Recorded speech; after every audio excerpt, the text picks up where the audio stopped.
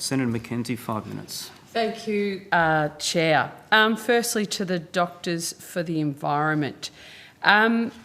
Your organisation memberships are medical professionals, so just wondering what expertise you have on forest policy. So our expertise is not forest policy. Our expertise thank you. is the health impact. That's fine. I've got a whole raft of questions in 5 minutes, so thank you. Just going to the UN's Intergovernmental Panel on Climate Change.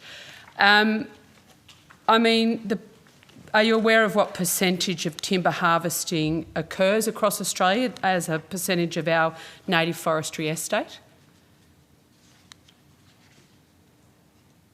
If I could pop in there for a minute to respond to that, I think the point that we're wanting to make is the extensive harvesting of timber has left a very small proportion of what was originally here in Australia, and we're concerned about the fact that yes, I appreciate, particularly after the recent bushfires, there's a greatly reduced biodiversity and forest area. I appreciate that. I'm just going to the Intergovernmental, the UN's Intergovernmental Panel on Climate Change stated, and I'll quote from it for your benefit, it would seem, a sustainable forest management strategy aimed at maintaining or increasing forest carbon stocks while producing an annual sustained yield of timber, fibre or energy from the forest will generate the largest sustained mitigation benefit. When you look at the fact that we only have 0.04% of our $130 million native forestry estate, and that every single area harvested has to be regenerated by law, I find it quite incredible, some of the commentary you've made. What is, in terms of the Doctors for Environment Australia, what are your understanding of the, let's say, the top 5 impacts on threatened species in Australia? What are the top 5? Researched. With all due respect, we believe you're hearing from ecologists later as witnesses, and we as medical scientists listen to well-researched science. Okay. And we, if I may finish, and so we have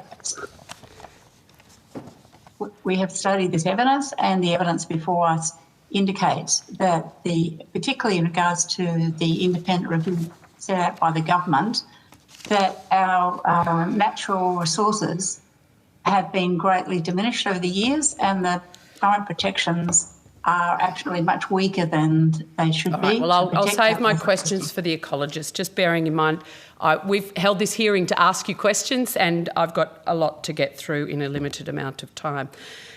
We talked about, I think it was the Wilderness Society mentioned the issues around traditional owners not being appropriately consulted through the RFA process and with respect to timber harvesting operation.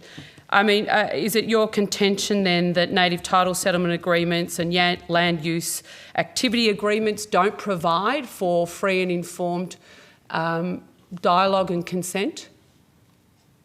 The position we were putting this morning, Senator McKenzie, was that currently around Australia in RFA regions there are logging operations for which traditional owners are expressing that their consent has neither been sought nor obtained. So that is an issue with the state government. It's been a situation that has continued for many years throughout the duration of the RFAs. So, but you are aware of the Gunai-Kurnai in Australia have a long-standing arrangement, yes. Consensual arrangement around that explicitly covers forestry? Yes. Yeah, so we couldn't carte blanche say that this is a result of the RFAs in and of themselves. The point is that there is RFA logging on foot for which traditional owner consent has neither been sought nor obtained, and your point is also correct. There are instances where there are arrangements and agreements clearly in place. So we need them implemented appropriately, is what we're actually arguing for. Someone was talking about carbon sinks and forests being fabulous carbon sinks. It's my understanding, though, that there's an optimal time for a tree to be a carbon sink. You can harvest that. It can be a beautiful hardwood timber floor and retain those sink properties for a century in a house, whilst we then replant and actually gain more carbon benefits. Isn't that actually the science behind forests as carbon sinks, rather than just leaving what we have there for eternity? Senator McKenzie, yes, it is the case that hardwood products do store carbon. However, it's also the case that a living forest continues to absorb carbon and is an active stock and flow of carbon through time.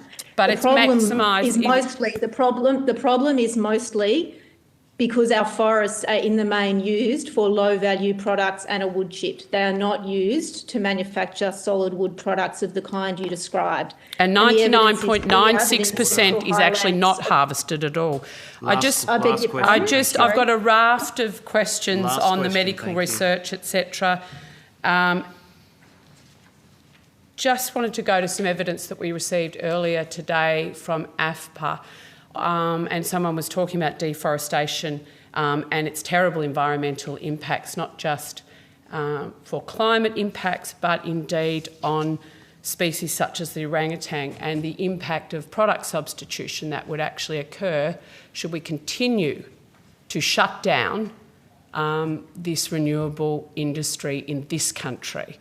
Do any of you, as environmental warriors, have anything to say about the deforestation that occurs in countries without the high environmental standards that our industry has to operate under? I'd welcome those comments. As you may know, Australia is also a deforestation hotspot, in fact only second to Indonesia in terms of rates and scale of deforestation. Are you talking about farmers Senator in northern McKenzie, Queensland? Senator McKenzie. Not foresters, Senator you're talking about McKenzie. farmers.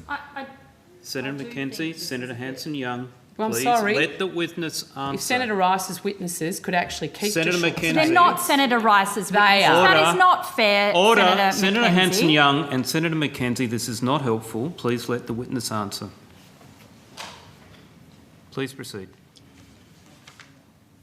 The Wilderness Society is an independent nature conservation organisation. We are not politically affiliated.